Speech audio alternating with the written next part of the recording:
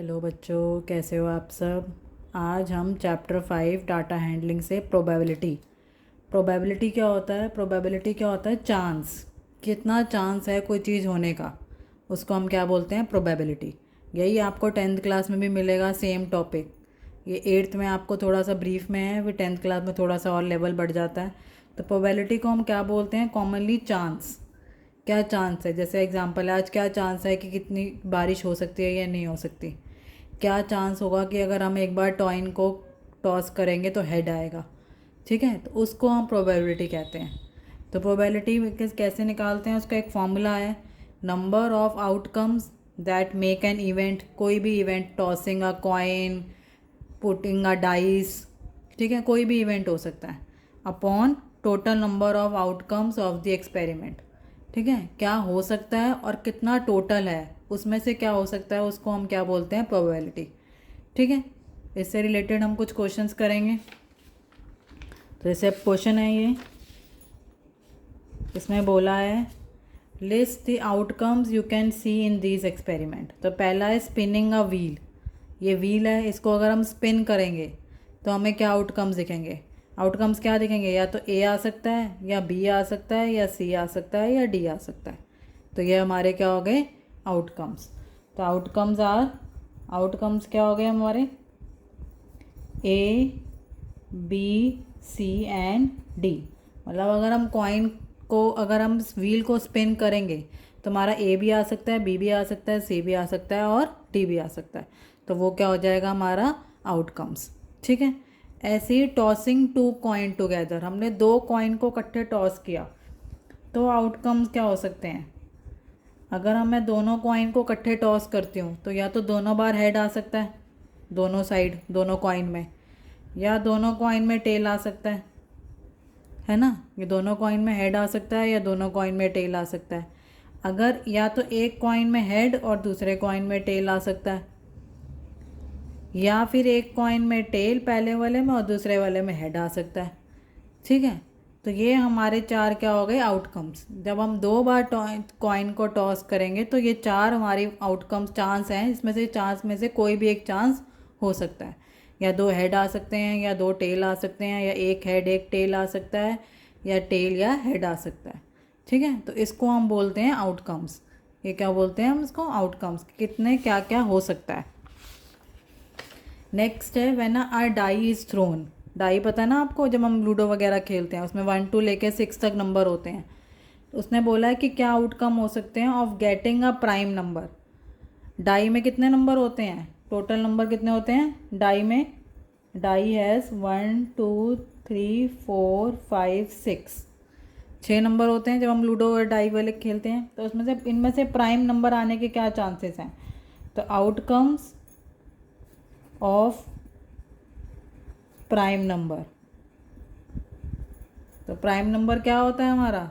ये हो गया 2 3 और 5। तो आउटकम क्या हो गए? 2 3 और 5 किसके? प्राइम नंबर के। नेक्स्ट है नॉट अ प्राइम नंबर। तो outcomes of not a prime number. तो जो नंबर बच गए वो क्या हो जाएंगे? Not a prime number. तो 1 4 एंड 6। ठीक है, हमने आउटकम बताने के क्या हो सकते हैं। A number greater than 5। तो एक ही नंबर है, अ नंबर ग्रेटर देन 5 क्या है? 6। तो एक ही आउटकम है 6। A number not greater than 5। तो इसके आउटकम क्या हो जाएंगे? जो 5 से कम है या 5 से जो 5 से ज़्यादा नहीं हो सकता, 5 तक हो सकता है। तो 1 2 3 4 एंड 5। तो इसके आउटकम्स क्या हो जाएंगे? 1 2 3 4 एंड 5। इस तरीके से हम आउटकम निकाल देंगे कितना किसका चांस हो सकता है। ठीक है, आगे देखते हैं। नेक्स्ट है, उसने बोला है find the probability of getting an ace from a well shuffled deck of 52 playing cards. आपको प्लेइंग कार्ड्स पता है, जिसको हम नॉर्मल लैंग्वेज में ताश बोलते हैं। एस क्या होता है आप लोगों को पता होगा? एस होता है हमारा ए होता है ना कार्ड में, ए से कार्ड होता है। और ए हमारे टोटल होते हैं कार्ड में 4, 4 एस होते हैं हमारे पास। कितने होते हैं? 4 एस। और टोटल कार्ड्स कितने हैं? टोटल कार्ड्स कितने हैं? 52, जिसमें से एस कितने हैं? 4। हमें बोला है कि इसकी प्रोबेबिलिटी निकालो कि एस की क्या प्रोबेबिलिटी है। तो प्रोबेबिलिटी का फॉर्मूला क्या होता है? Number of outcomes upon total number of outcomes of an experiment. आपने फॉर्मूला ज़रूर लिखना है, डायरेक्ट सॉल्व नहीं करना।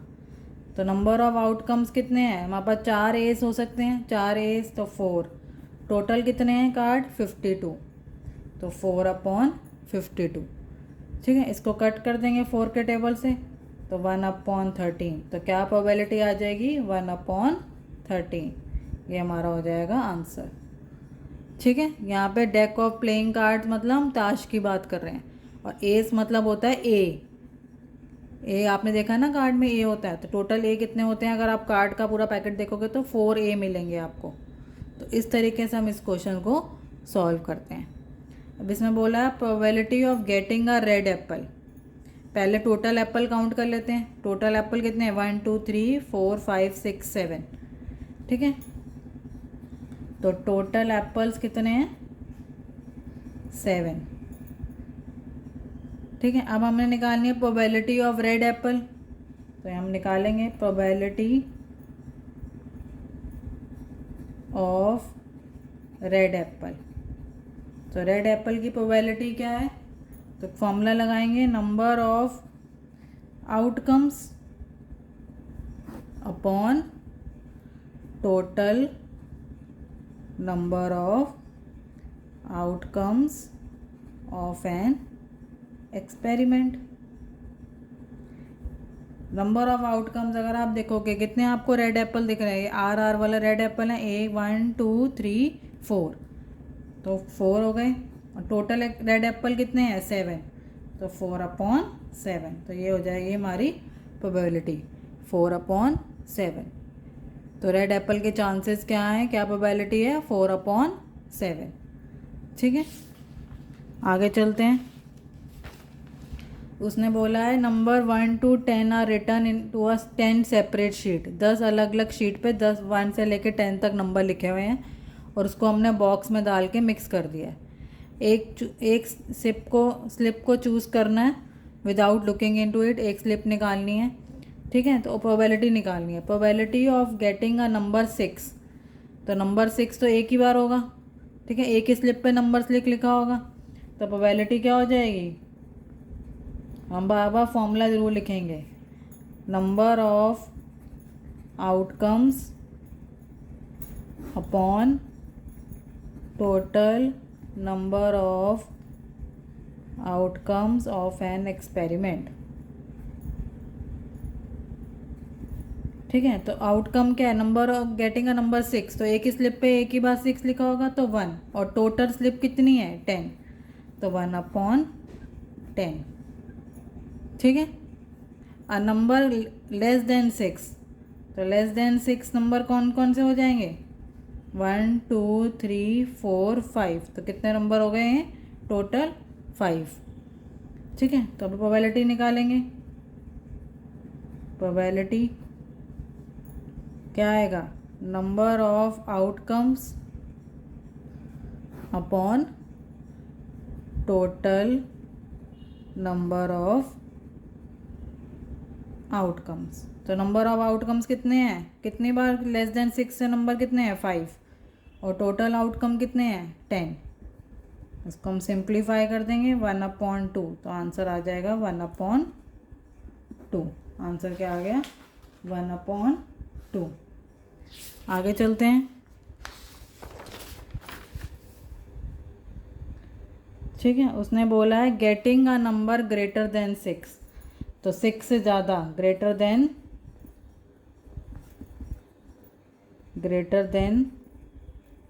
6, तो 7 8 9 10, टोटल कितने हो गए? अगर हम प्लस के तो 4 हो गए।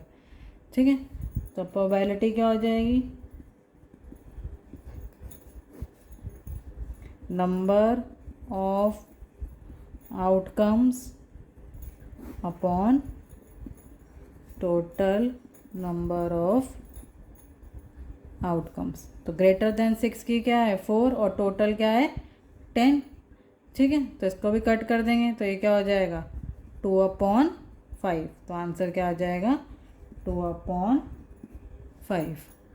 ठीक है, गेटिंग अ 1 डिजिट नंबर जिसमें एक ही डिजिट हो। अब 1 से लेकर 10 तक टोटल 10 मतलब 10 नंबर हैं जिसमें से 9 तक 1 डिजिट है। 10 हमारा क्या हो जाएगा 2 डिजिट। तो 1 डिजिट नंबर कितना हो जाएगा 1 से लेके 9 तक 1 to 9 टोटल कितने हो गए 9। ठीक है, तो प्रोबेबिलिटी क्या होगी number of outcomes upon total number of outcomes. तो 9/10 तो ये हो जाएगा आंसर। ये सिंप्लीफाई नहीं होगा और तो ये हमारा क्या हो जाएगा आंसर 9/10। आगे चलते हैं। उसने बोला है if you have a spinning wheel with 3 green sector 1 blue sector and 1 red sector.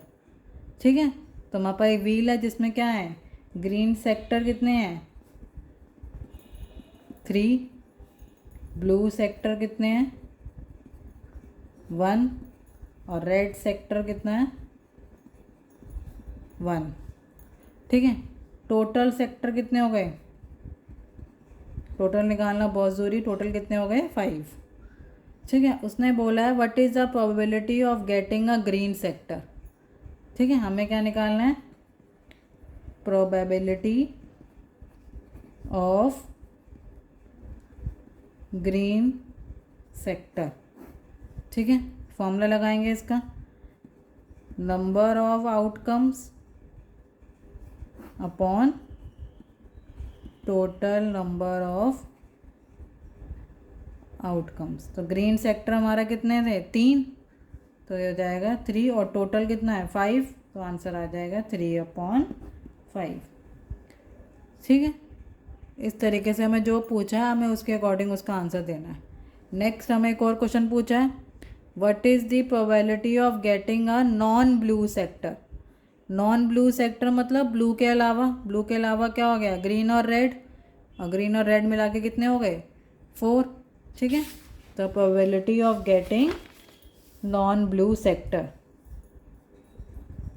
तो probability of non blue sector, तो number of outcomes upon total number of outcomes. तो नॉन ब्लू सेक्टर हमने बताया था कितने हो गए थे 4 और टोटल कितने हैं 5। तो आंसर आ जाएगा 4/5। इसको सिंप्लीफाई नहीं होगा तो ये हमारा क्या हो जाएगा आंसर। तो इस तरीके से हम प्रोबेबिलिटीज़ के क्वेश्चन करते हैं। आई होप आपको समझ में आया होगा। Thank you so much for watching.